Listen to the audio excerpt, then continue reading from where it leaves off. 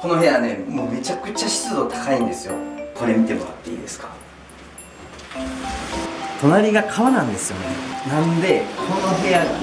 結構湿度高い。ここに洗濯物干すんですけど、すぐ湿気できてしまうんですよ。それを改善したくって、今日は珪藻土を塗ってみようと思って、この壁に何%湿度が下がるのか検証してみたいと思います。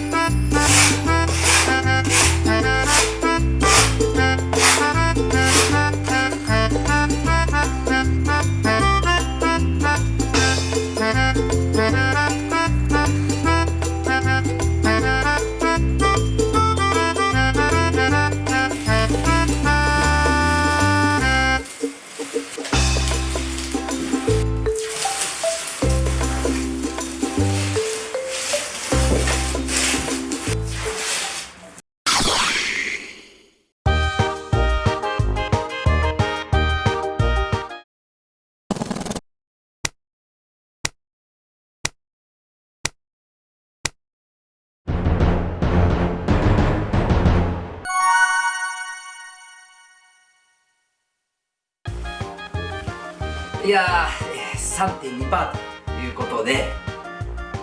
湿度の快適指数っていうのがだいたい40から 60%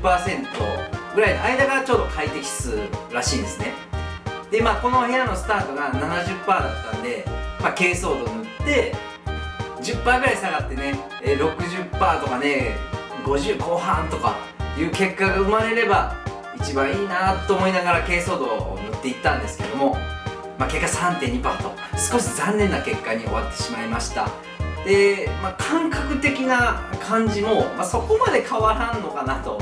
いうのが正直なところです。で